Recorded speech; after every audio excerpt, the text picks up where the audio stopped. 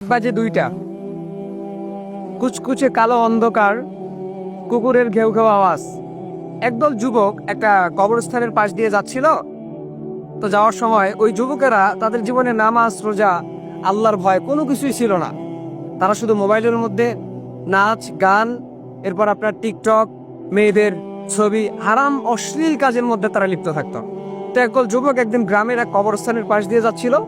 হঠাৎ করে তাদের মাথায় একটা কুবুদ্ধি আসলো আর কি, যে আমরা আজকে কবরস্থানের মধ্যে ঢুকবো, ভিতরে ঢুকবো, দেখি সেখানে কি হয়। তো সবাই মিলে যখন ঢুকলো, কবরস্থানের মধ্যে কিন্তু একটু ভয়ঙ্কর লাগে আর কি, ভয় লাগে আর কি। সবাই বের হয়ে চলে গেল, সাহস করে একজন যুবক ভিতরে ঢুকলো।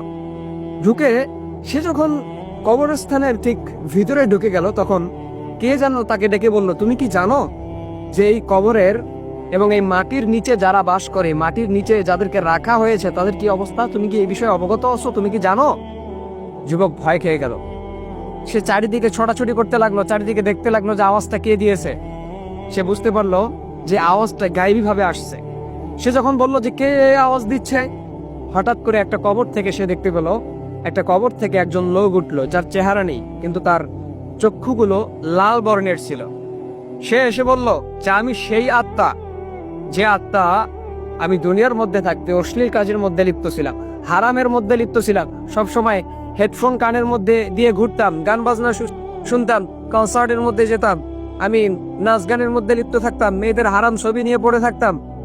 আজকে আমার এই অবস্থা, আমাকে আগুনের মধ্যে পুড়তে হচ্ছে।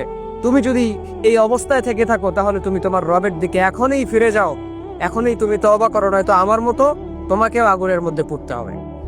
তো এই যুবক এক কবরের সামনে গিয়ে অজ্ঞান হয়ে পড়ে রইল। পরের দিন গ্রামের মানুষেরা যখন সেখানে গেল, তারা দেখতে পেল যে যুবক এক কবরস্থানের এক কবরের উপরে অজ্ঞান হয়ে পড়ে আছে। তার জ্ঞান ফেরানো হলো। জ্ঞান ফিরেই সে শুধু বলতে লাগলো, আমি রবের দরবারে তওবা করতেছি, আর জীবনও আমি হারাম কাজের মধ্যে লিপ্ত থাকবো না, অশ্লীল কাজের মধ্যে লিপ্ত থাকবো না।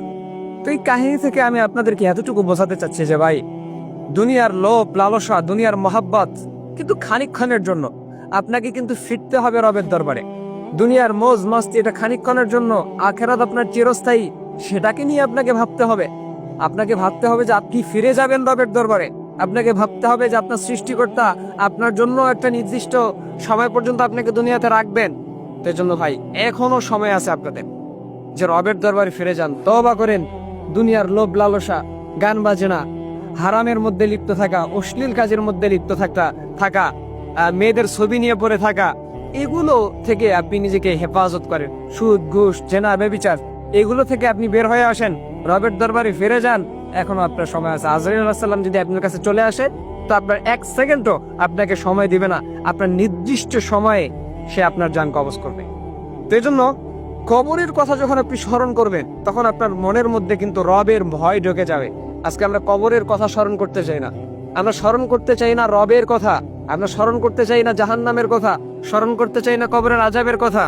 কবরের মধ্যে কিন্তু 2 ধরনের জিনিস থাকে, আল্লাহর রহমতও থাকে, গজবও থাকে, আল্লাহর আযাবও থাকে। সো আমরা কোনটা নিতে চাই? রহমত নিতে চাই না আযাব নিতে চাই? যদি আমাদেরকে রহমত নিতেই হয়, তাহলে রবকে খুশি করার লক্ষ্যে দুনিয়ার মধ্যে আমাদেরকে কাজ করতে হবে। রবকে খুশি করার লক্ষ্যে দুনিয়াতে কাজ করতে হবে, রবের হুকুম আহকাম মানতে হবে, নবীর সুন্নাহগুলো মানতে হবে। তো এই জন্য ভাই, এখনো সময় আছে, আমাদের ফেরার এখনো সময় আছে।